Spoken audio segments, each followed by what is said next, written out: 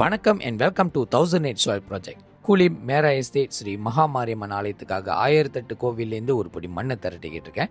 மாரி 18 ஜேபி எக்ஸ்பெடிஷனில் இருக்கோம். ஜேபியில் 2வது ஆலயம். மொத்தம் 3 கோயில் தான் மண் எடுக்கணும்னு சொல்லிட்டு உத்தரவு. அதில் 2வது ஆலயம் பார்த்தோமா நம்ம ஒரு எல்லைக்கு வந்திருந்தோம். கடந்த எபிசோட்லேயே, அதாவது ஜோஹருக்கு வந்த எக்ஸ்பெடிஷன்லேயே இந்த எல்லைக்கு வந்தாச்சு. ஆனால் மண் எடுக்கிற நேரத்தில் அதே அன்னைக்கு காலையில் தான் கொடியேற்றம் ஏற்றிருந்தார். ஸோ அதனால் தலைவர் இல்லை, நீங்கள் 1 மணி நேரத்துக்கு முன்னாடி வந்திருந்தா கூட நான் கொடுத்துருந்துருப்பேன், அல்லது நேற்று வந்திருந்தால் தாராளமாக அள்ளி கொடுத்துருப்பேன், இப்போ கொடி ஏற்றிட்டேன், என்னால் கொடுக்க முடியாதுன்னு சொல்லியிருந்தார். நான் சொன்னேன், திருப்பி இந்த எல்லைக்கு நான் வரேன்னு இல்லையான்னு தெரியல, பட் நீங்கள் சொல்லுங்கள், இல்லை உங்களுக்கு வர வாய்ப்பு இருக்கும், அம்பாள் உங்களை வர வைப்பாங்க, அப்போ நான் கொடுக்குறேன்னு சொல்லியிருந்தார். அப்போ தான் அம்பாள் சொன்னேன், மாரி 18க்கு உங்களை இணைச்சிக்கிறேன், எனக்கு அடுத்த தடவை வரும்போது இந்த ஒரு இது இருக்கக்கூடாது, கொடுக்க மாட்டேன்னு சொல்கிற ஒரு நிபந்தனை இருக்கக்கூடாது, அள்ளி தரணும்னு சொல்லியிருந்தேன். அந்த விஷயம் இன்னைக்கு நடைபெறும் போது மனசுக்கு ரொம்ப ரொம்ப சந்தோஷமாக இருந்துச்சு. நான் வரும்போது இங்கே ஸ்டூடெண்ட்ஸ்க்கான ஒரு யாகம் செஞ்சுருந்தாங்க.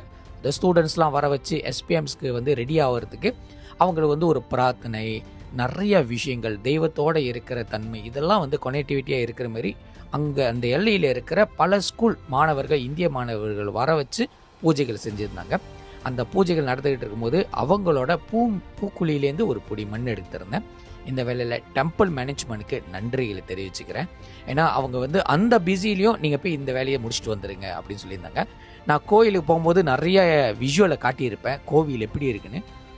பலருக்கும் இந்த இடத்துல இருக்கிற கோவில் இருக்கிறதே தெரியல அப்படி தான் சொல்லியிருந்தாங்க. எங்கே இருக்குது, ஏன்னா இந்த பேர் நான் தட்டி கேட்கும் போது அவங்க சொன்ன, இல்லை எங்கே இருக்குது தெரியலையே, இது மாதிரி கேள்விப்பட்டதே இல்லையே அப்படின்னு.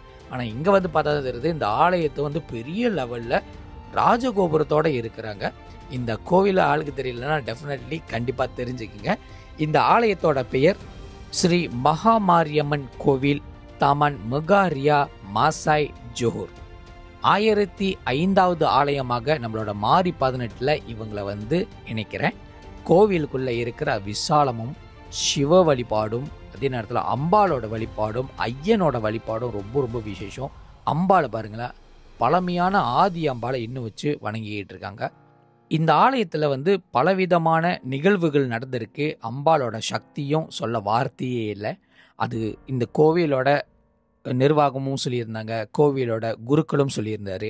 அம்பாளுக்கு உண்டான விசேஷம் சொல்ல வார்த்தையே இல்லைன்னு சொல்லியிருந்தாங்க. காலங்காலமாக இந்த எல்லையில் இருக்கிற இந்த சாமிக்கு உண்டான பூஜைகள், ஒரு ராஜகோபுரம் ஏறுதுன்னா நீங்கள் அந்த விஷயத்தை புரிஞ்சுக்கணும். அந்த அம்பாள் எந்த மாரி விசேஷத்தில் தான் ராஜகோபுரம் அடைகிறாங்க. பொதுவாக 12 வருஷமாக ஒரு தடவை கும்பாபிஷேகம் நடத்துவாங்க. 12 கும்பாபிஷேகத்தை பார்த்தாங்கன்னா அவங்களுக்கு ராஜகோபுரத்தை எழுப்பி ஆகணும். அதுக்கப்புறம் அந்த கோவில் திருக்கோவிலேருந்து தேவஸ்தானமாக மாறுவாங்க. ஸோ அதோட கமிட்டியும் ரொம்ப பெருசாகவும் அந்த கோவிலும் ரொம்ப வளமாக இருக்கும். ஸோ இது அதோட படிநிலையே வேறு மாதிரி தான் இருக்கும். ஆனால் இந்த ஆலயத்தில் அதாவது சில எல்லைகள் அவங்களோட சொசைட்டிக்கு ஏற்ற மாதிரி மாற்றி அமைச்சுக்குவாங்க. அது தவறும் கிடையாது.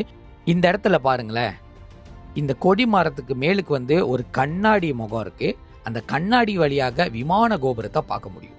இது பல ஆலயங்கள் செய்ய தவறுகிறாங்க. நீங்கள் எவ்வளோ பெரிய கோவிலை கட்டிட்டு அந்த கோபுரத்தை பார்க்க முடியலன்னா அப்போது எங்கேருந்து தான் பார்க்க முடியும்? தொலைவிலேருந்து தான் பார்க்க முடியும். ஸோ முடிஞ்ச அளவுக்கு அடுத்த கன்ஸ்ட்ரக்ஷனில் இந்த ஒரு கண்ணாடி மாரி செஞ்சாங்கன்னா அங்கேருந்து கோபுரத்தோட தரிசனம் எடுத்துக்கலாம்.